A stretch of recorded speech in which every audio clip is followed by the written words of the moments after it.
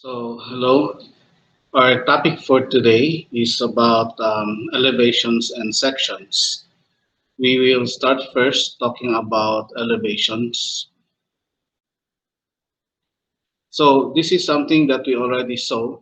Uh, we imagine that the house is placed inside a glass box, and so if we're standing on the ground, which is the horizontal surface, we look at what we see is the front elevation, and depending on their position, the other elevations are also called side and rear elevation. An elevation is defined as a scale drawing that shows a vertical surface or plane seen from a point of view perpendicular to the viewer's picture plane. So in this case, the picture plane is that side of the glass box. Architectural elevations illustrate the finished appearance of an exterior or interior wall of a building. Elevations serve as a primary source to show heights, materials, and related information that cannot be seen in floor plan sections or other drawings. Therefore, the most important when it comes to setting priorities in an elevation is the vertical dimension. Okay, because the horizontal dimension in principle should be found in the floor plan. There are cases wherein you can put them in the elevations, but generally they should be there. And if, especially if the elevation drawing is getting cramped because of too many symbols, so you can get rid of the of most of the horizontal dimensions. Elevations generally show object profiles and finished materials. So here you see the shapes of the sofa, of the windows, of this decorative item, the circular decorative item here.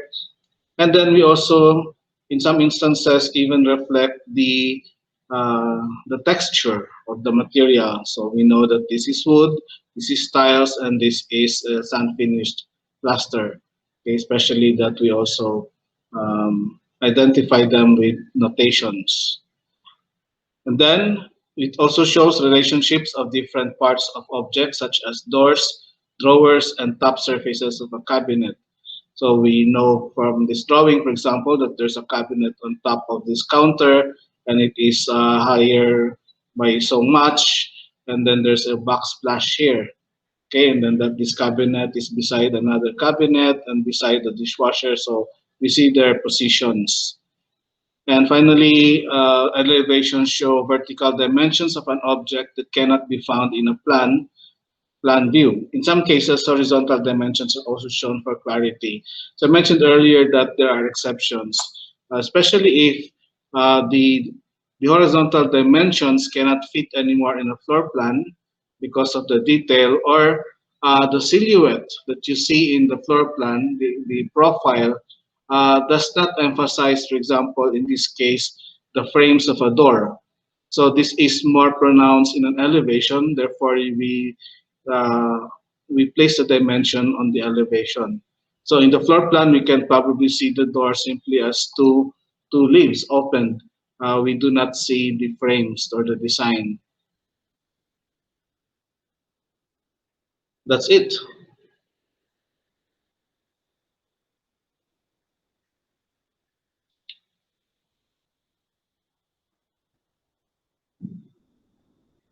Or- Okay, so exterior elevation. So it says here that exterior elevations illustrate the finished appearance of an exterior wall of a building. So they convey the type of materials proposed. This we took up earlier.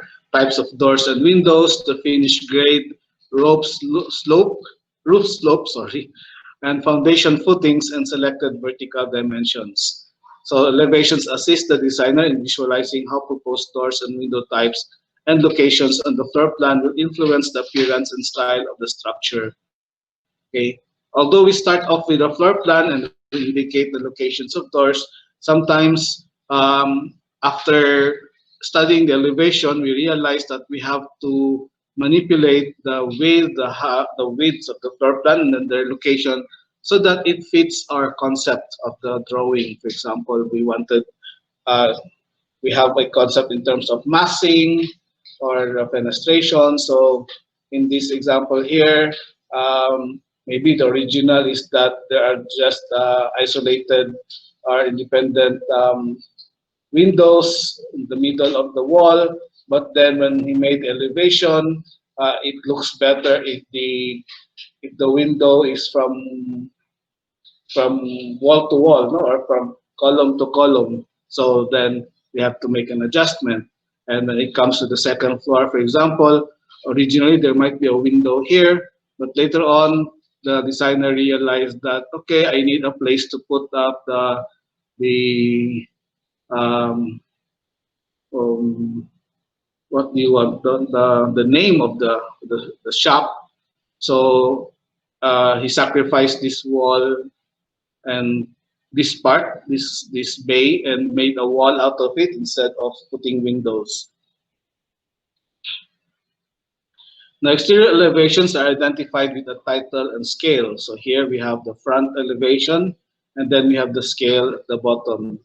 Again, from the book that serves as my reference, uses it's an American book, so it uses the English standards. Generally, exterior elevations are titled according to the compass direction they are facing, either north elevation, east elevation, south elevation, or west elevation. Okay, but this is actually very confusing if your house is not facing exactly true north or southeast west. So in some cases, exterior elevations are titled front, rear, left, and right. In the Philippines, this is more common, and it's actually safer. Okay. Now there might be other sides of the house that we have to show the elevation which are angled. In which case we can name it some other way. As long as the main principal views are covered, the front, the sides, and the rear. Now, that's all for exterior elevation. So most of our discussion, as I mentioned, is interior elevation, although the principles are applicable to exterior elevations. So an interior elevation is a vertical projection of a wall or other surface inside a building and shows the finished appearance of that wall or surface. Okay. So here we have an interior elevation of a restroom. So we see all the information. We have the toilet, the grab bars, the door, and then a sink here which is sectioned. And then we have a lot of notations, and then the notations are placed at the sides to make room, because otherwise the drawing will be filled up, will be cramped. Generally, interior elevations are drawn to the same scale as the floor plans. Okay. If the wall plane and other items are fairly simple, then a scale of 1:50 metric is acceptable. The scale of the drawing is noted directly beneath the drawing. Okay. So the equivalent of 1:50 in the English system is one fourth inch is equal to 1 foot. Okay, so we place the scale below. We mentioned earlier that the floor plan, normally the scale should be 1:50. So the interior elevation should be the same. And then you might want to make a blow up elevations if you're forced, for example, to make the floor plans smaller than 1:50. Say 1:100. So it's very difficult um, to make a very small interior elevation. So there are two methods of drawing the interior elevation. So there's no problem with exterior elevation since um, there's no parts of the building which are cut, unless there's a fence going towards you, then you have to cut it, or some other surfaces. But in an interior elevation, so you're confronted with the floor, the walls, and the ceiling. So how do you represent that in the drawing? So one method is to outline all the elements such as cabinets, beams, soffits, etc.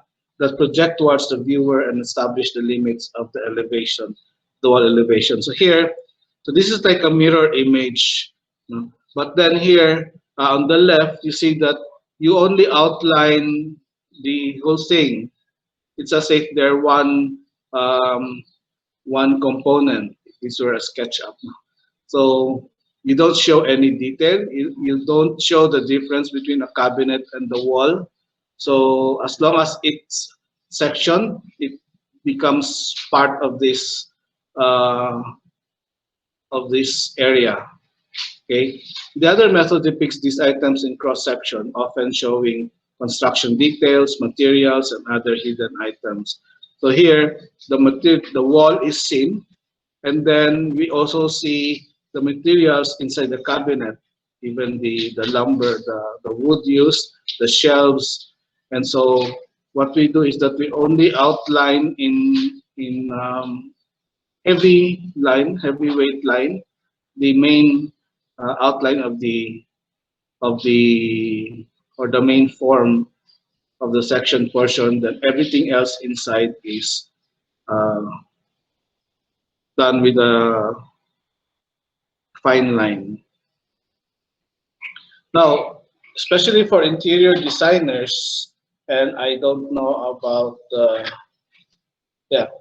So in AR2100, that's design 3, they also have they coordinate with another class which is interiors. So they have to draw this type of drawing. It says here that drawing interior elevation does not always follow a rigid set of architectural rules, unlike the elevations, exterior elevations. Now, decorative elements or embellishment may need to be added to convey the character of the space. Many interior designers and architects take some liberty with elevations to convey important features, even if that means departing from architecturally correct drafting standards. Um, so it really depends on what you are making, what drawing is it. If it's a technical drawing for construction, so you have to follow strictly the standards. I even mentioned that if a furniture is drawn, um, in solid lines. Therefore, that furniture will have to be provided by the contractor. So therefore, if it's not supposed to be provided by the contractor, and then you just wanted to show that the location of certain furniture, so you draw it in dashed line. Okay. But here, if your drawing is for purposes of like design development or schematics, normally schematics are sketched, no? Freehand, but design development is really already uh, scaled and sometimes done in computer. So you have a lot of liberty. You can show, for example, here, you can show the draperies, and then you can show what's behind the drapery, etc. Because you also need to schedule. Say you have a Fab 6 here, so this drapery is has a code name, so the specifications are in a certain drapery schedule.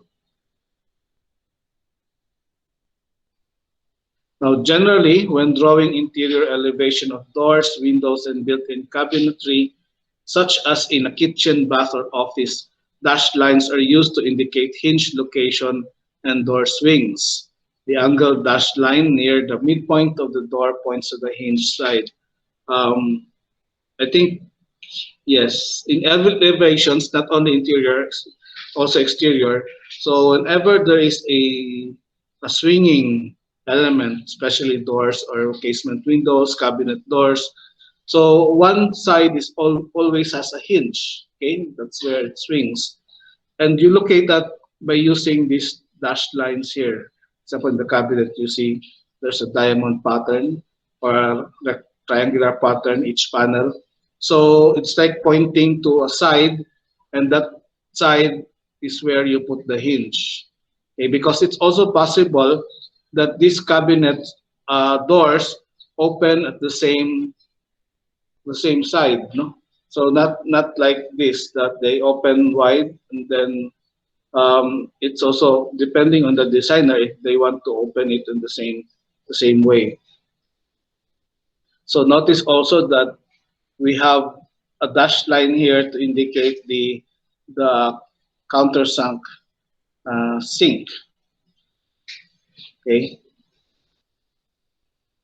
Now in a sheet of paper, so if it is possible, it would be good to put all the interior elevations. Um, if not, then at least for each space, for example, one room, all the interior elevation for that room is in one paper. Okay, so that you don't have to keep on flipping. But then flipping sheets, no? But then if of course the scale of the drawing does not allow it, then just make sure that it is easier to look for the drawings instead of having to flip through so many pages, because the next elevation for this is located 10 pages away. Okay, so you have to organize your drawings properly. So naming views. So reference symbols are the preferred ways to assign names to interior elevation. So a reference symbol is shown on the floor plan, and a number is assigned to each interior elevation view. For example, here, we want a view of that one going up. So we have this symbol, okay? Um, so this is drawing number 2 on sheet number 4. So that's what it means. This one is another way of showing it, especially if you want to show the 4 sides. So you want to see this, like the north, south, east, west side of this interior. So this symbol is sometimes used, or you can do it separately like this, in which case you have to put the sheet number outside. Okay. So this is the symbol key, interior symbol. Now in terms of drawing titles, so the full title of an elevation often includes the room name or number by which it is referenced on the floor plan. Although it may seem obvious that the viewer is looking at an interior elevation, most firms prefer to identify the drawing as in master's bedroom elevation. So there are 2 ways to show this. Here on top, there's an elevation, and then beneath that is the space where that elevation is taken from. Although there is again the symbol here, 1/4, which can be seen also in the floor plan. So at least there's no way that this can be mistaken for anything else. So another option is just to call it for what it is, master bath. And then again, the symbol here, the interior drawing symbol, or the symbol here, is takes you back to the reference you back to the floor plan. Now, materials can be shown on interior elevations simplistically with notes only, or various line textures can be drawn to help visually convey differences in materials. Okay, so you do not need to put all of these drawings as long as you can identify it. But sometimes it helps. It does not make the drawing really cramped, so you can go ahead and put that. In most cases, architects would use pencil. Some would write at the back of the tracing paper so that it comes out really different, lighter than the rest of the drawings. Or you can use a thin 0.1 if your 0.1 still looks like 0.1 when you draw it, because of some time, especially if you use a felt tip pen, the point one widens, no, because the pen, the felt also deteriorates. This latter method is particularly helpful when an interior elevation is complex and needs to convey a lot of information, which can be difficult with just simple line drawings. Okay, so you have to, after drawing everything um, without the texture, so if it looks very confusing, so you can put in the texture. So again, as long as the scale allows it. Interior elevations are primary drawings that show correct vertical heights of walls and elements related to them, such as doors, windows, and millwork. For this reason, horizontal dimensioning of spaces and objects is better left to be represented elsewhere. However, some professionals do place these dimensions on the elevations for more clarity and convenience for the cabinet maker. Um, there's one word here, millwork, means anything that is passed through processing by machine. Mhm. Cabinets, for example, is an example of millwork because when it's made, so especially the components are made, it went through some machines. Okay, it went through some processing. Um, so we mentioned earlier that the vertical dimensions are more important, and he mentions it here that the horizontal dimensions are better placed elsewhere um, because the drawing might be cramped. No? But if it's allowed, especially if it helps, it can be placed inside. For example, it helps to make this cabinet. If you're not planning to provide a detail of this cabinet because you want someone else to draw it or to design it, but you want to control at least the overall dimensions, so you can put it here. So that minimizes making another drawing. In laying out the dimensions, one should indicate overall heights and similar cumulative dimensions of important elements. Okay, so the overall height is important in all drawings. All drawings. Okay, so you start off um, here. In fact, there should have been an overall height from the floor here to the very top. Okay, but here he stops with each level, and then from each level, um, he makes the other dimensions. Okay. Now, notice this symbol here, which is labeled first floor, second floor, bottom of beam, and parapet bearing. Okay. So there's a circle which is quartered and then shaded in the alternate the parts directions. No?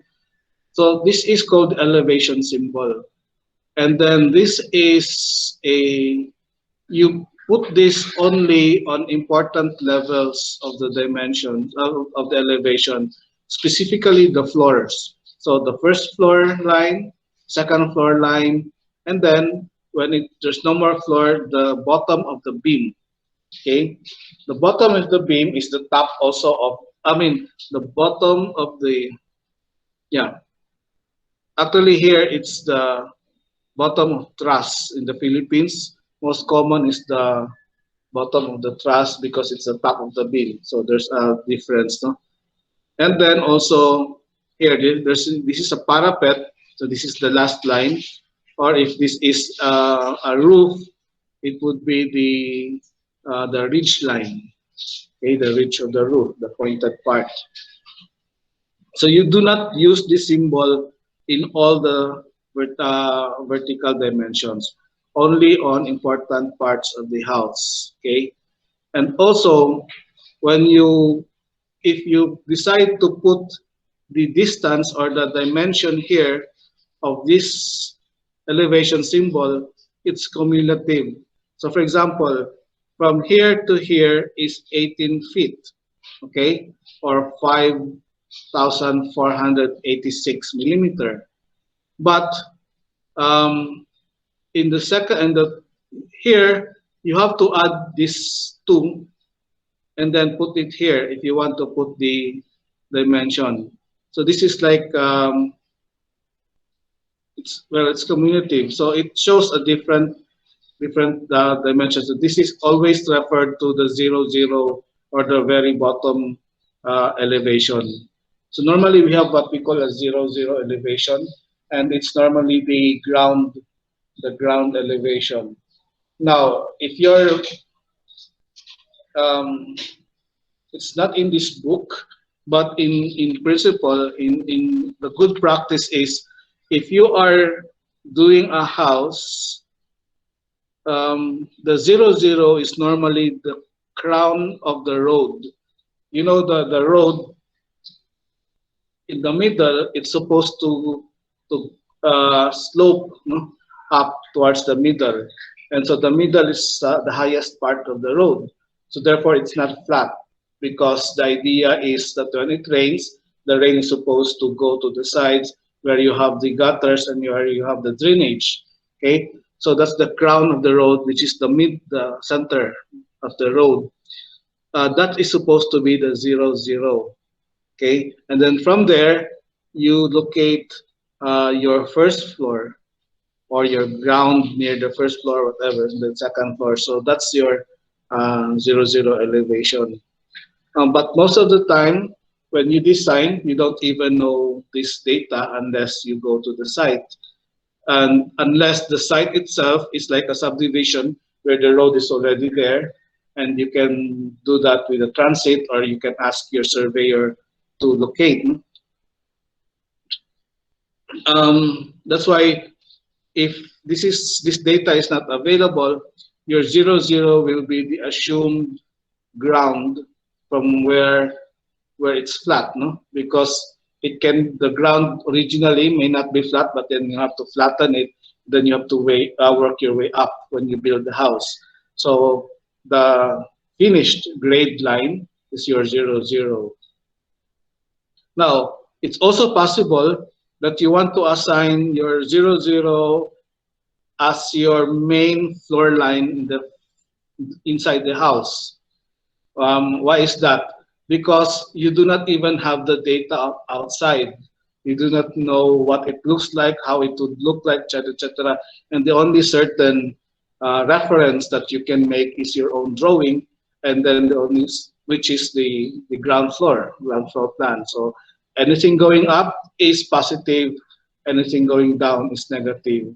So you have the, for example, if from the floor you step down to 60 centimeter, so the grade line will be negative 60 centimeter.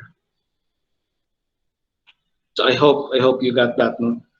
In principle, this is also reflected in the floor plan, but I realized now that I missed this portion of this lecture. So let's go through the checklist for interior elevations. Title elevation, and note the scale it is drawn at, either below title or in the sheet title block. Most of the time it's below the title because there can be a lot of drawings inside one sheet. Then cross-reference drawing with correct symbols to floor plans and other drawings. So I showed you the symbol for elevations. Elevation drawings, not elevation levels. No? And draw doors, windows, and their frames. Show with hidden dotted lines direction of door and cabinetry door swings and shelf location. The angle dashed line near the midpoint of the door indicates the hinge side. So we've covered that. Add notes to cross-reference items to other drawings where necessary, like finished plans, electrical lighting, plans, etc. And draw the outline or profile of the elevation nice and dark, as it represents the outermost limits of the drawing. So it really should show that this line is darker than the rest. And this is a struggle for a lot of you because I noticed that you don't even, I don't know whether you even care or you cannot distinguish. No? So it's either the two. When it says that this is fine line, this is medium, this is heavy line, it really should show from afar. So use manufacturer's templates or the computer library of symbols to draw plumbing fixtures such as water closets and lavatories.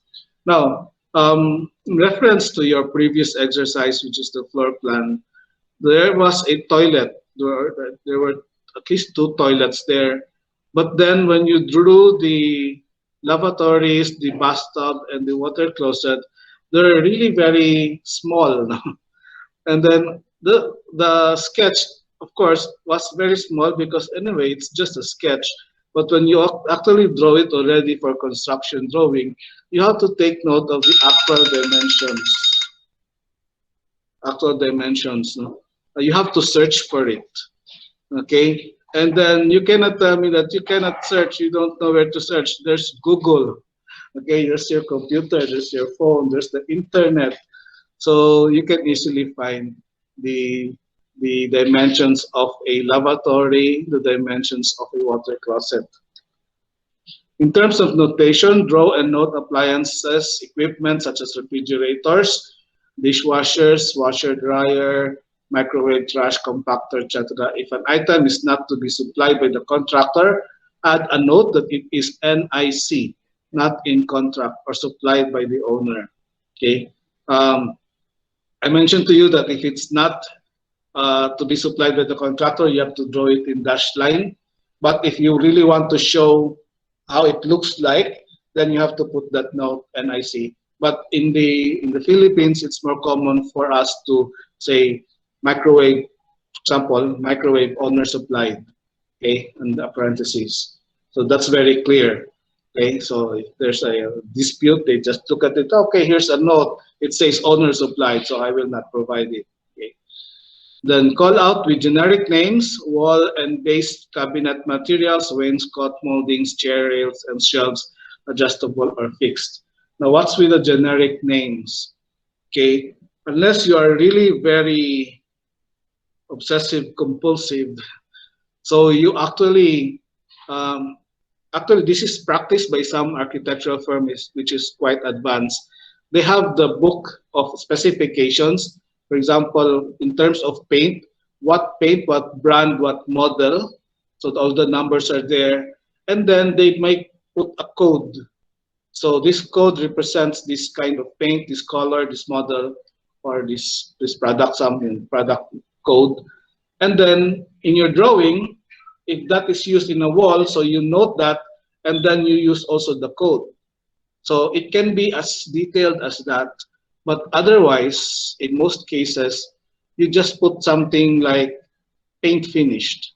Like you don't have to say what color, okay, because this can be decided on the spot with the owner and then the architect and then the contractor painting over the wall and decided which one is the best, which one the owner likes. Okay, so to make your life easier, just put there, it's paint finish, this is a marble tile or a cement tile, or this is I don't know what, no? Generic, it has to be generic.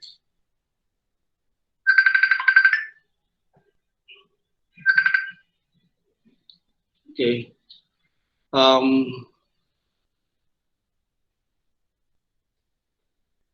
Please wait, there's a call. I don't know how to handle a call. Decline. Okay. Call out glass mirrors, metal frames, and other related information. Key window or glazing wall details appropriate in large drawings, and note folding partitions, roll down security, and car doors.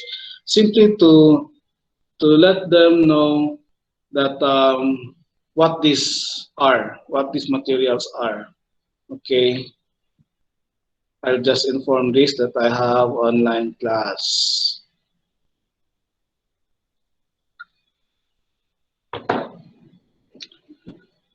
And dimension heights of important items such as base and wall cabinetry, countertops, backsplashes, toe spaces, soffits, and fixtures.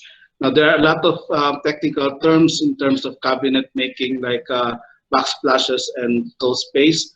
I think you will tackle that more when you reach second year in your interior architecture subject.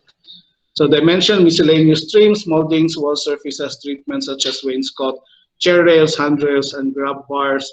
Again, there are some. You might want to just look up in Google what some of these terms mean, because it's really beyond our scope here. Beyond dimension walls and other items to important building elements such as existing walls, concrete walls, or columns. Now we go to the next part, which is sections. Now, in the previous, when we talk about previous lesson on floor plan, we showed a drawing that cuts the house horizontally with this very big katana here. And then the same ninja might want to cut the house vertically. Before was horizontal, so like this. And you show now um, you show this. Okay. The slice should be taken where it will best illustrate the relationships between significant components of an object or interior space. Now, normally you section a building where you can see the differences in levels. Okay, so don't section the building just anywhere, especially if you're lazy. You section it where it will show only blank walls. Okay, you have to section it where you can see the difference in levels. And this example, you can see that there is a loft, and then okay, so you can dimension the loft here, and then you know that there's a stair. It would be better if you actually section the stairs, because the stair shows you the different levels. Each step is a difference of level from another level. So was it this? No, in the design midterm exam of second year, it was a two-story condominium unit, and then there was a stair right in the front, no, in the front wall. So you have the wall with the entrance, and then immediately there's a stair beside it. But all the students were making the sections from the middle of the room. Okay, and then the correct procedure was to make the section here where the stair is, although the stair is right in the edge, okay, near a wall or attached to a wall. The location of this cut is indicated in the floor plan or elevation with a graphical symbol. In this case, in the floor plan, the symbol is, you can see it here, no? It's C2 and then A2 here, okay? So it has an arrow, and then I think we covered this in the previous lecture. So a section cut through the length of a building is called a longitudinal section, and a section cut at 90 degrees to this through the narrow width of the building is a transverse section. Some would call it cross section, but transverse section seems more appropriate. So types of drawing sections, or section drawings, sorry. We have a full section like this. We show everything sectioned, and we also have a partial section if we only show part. Full section is actually for a building, will be the building section, and then the partial section can be a wall section. And then if we have a wall section, we indicate it this way. So we enclose it in a dashed polygon, especially something like this oval, and then we have either a note that tells us where we can find the drawing. So this is drawing number 1, sheet number 5. Okay, so if we want to know, okay, what's the detail here? So there's a detail indicator. So we go to sheet number 5. So this is a sample of the wall section. It shows now the construction method. Okay, so the wall section is drawn to accurately show the many details and materials that are needed in the assembly. We also have section details. We want to show only the detail of this cabinetry here along with the walls because it's built in. Maybe the rest of the walls is so standard you don't really need to section to show the details. So you focus on this. So sometimes we call this simply details, okay? Detail of or section detail of cabinet. In this case, it's built in cabinet section. So never mind as long as this information in the circle is correct. It's indicated in the floor plan and then they can find it here. Some section drawings are shown as cut through solid elements and spaces within an object or building. To graphically represent this, certain accepted techniques are often employed. So these are some symbols you can use in a section, or you can just use black. Applying these symbols is called POSCHE. That's P-O-S-C-H-E. But here, he used the term POSCHE, but the spelling is P-O-U-C-H-E-D. So I guess this is also applicable. I searched it in the internet. It's acceptable. So it's POSCHE like this. So it's an architectural term, although we hardly use it in the Philippines. Okay. Normally we just say it's hatched like this. You hatch your wall instead of you POSCHE your wall. Many offices use this, but variations on this graphic standard also occur. Legends or keys are used in the drawings to explain what the materials designation stands for.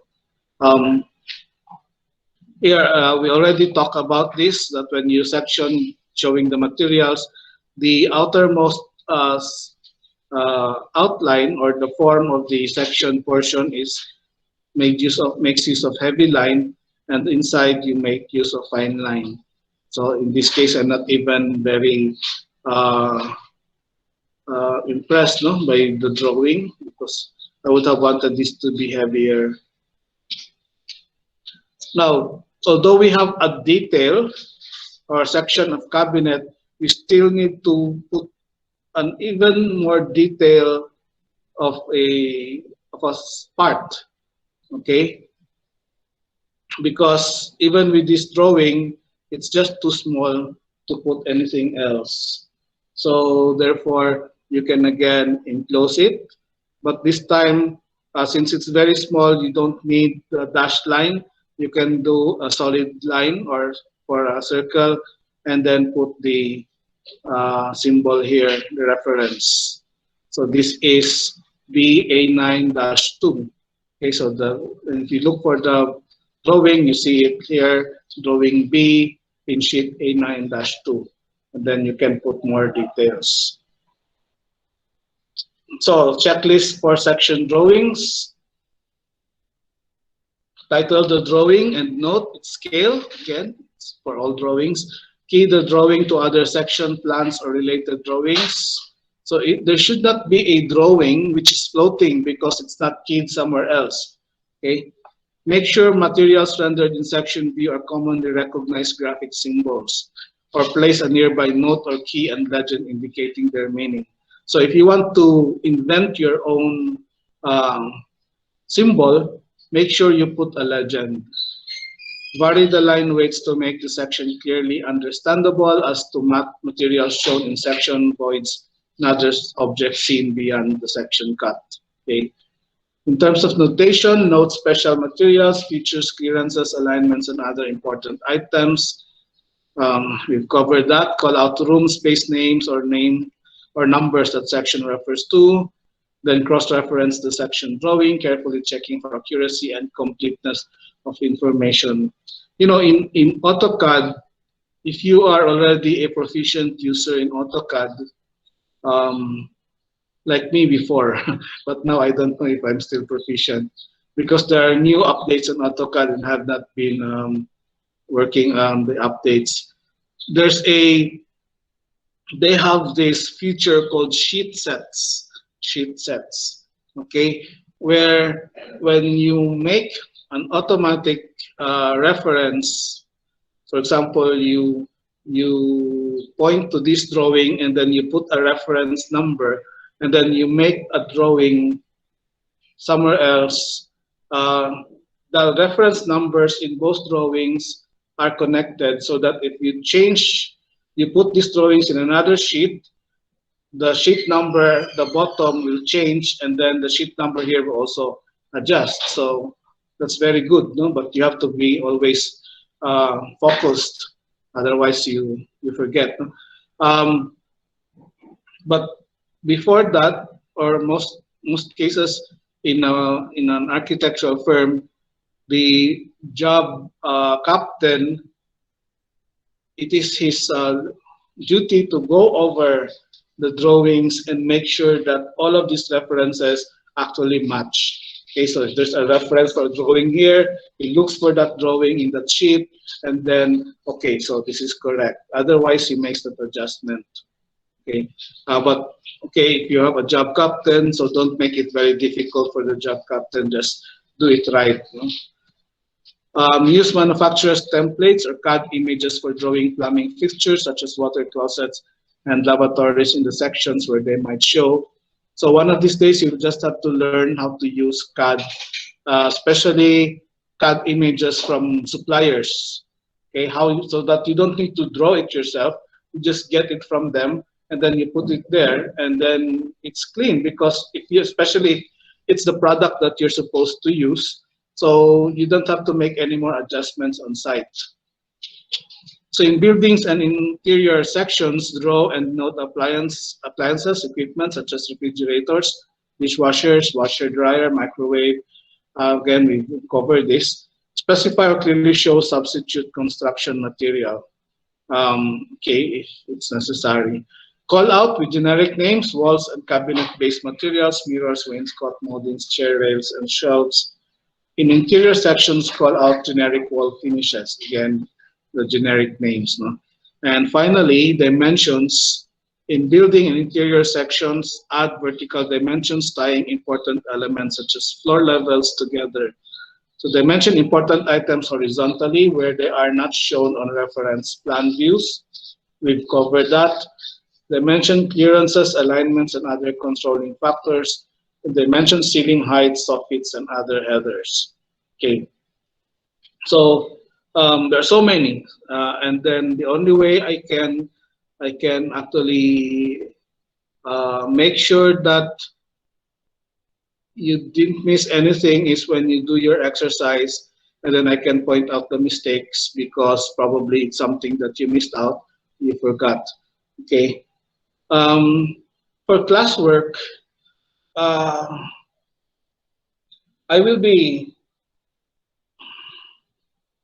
I forgot to include the classwork here in the slides, but I will be giving you a file of an elevation and section, and you're supposed to redraw them as is. This time, the drawing is done by computer, and you have to copy it as it is. Okay, so this exercise was made by architect Giano. I would have wanted to do something like the one with what you did in the elevation, the floor plans, but I didn't have time to make a new exercise or my own exercise. Okay, so wait for it. I'll upload it after our meeting, and I'll also provide you the slides that I'm showing here, as well as a recording of this session. Again, on Thursday we will have another online meeting, but this time I just wanted to give an evaluation on your previous submission, which is the floor plan. I am going to do it this way. I'm going to show all your works to everyone and comment on each. Okay. Now, of course, people will know that this drawing is made by this person, and then this will be his mistake. You're supposed to learn from others' mistake. You're not supposed to be laughing at each other's mistakes. And this is something which in architecture we usually do. We call this, although this is not design, but in design, for example, we have what we call pin-ups, where you make a drawing and then you put it on the board for everyone to see and everyone to comment on. Okay, so you should get used to this. It's also the fastest way um, of evaluating all your submissions. Okay, so that's it. Is there any questions? I'm getting so many messages, I have to answer them. So no questions. So please wait for the homework. Um, it will be due on Monday next week, so you have a lot of time. Okay. So if there's no more questions or no questions at all, I'll stop the recording.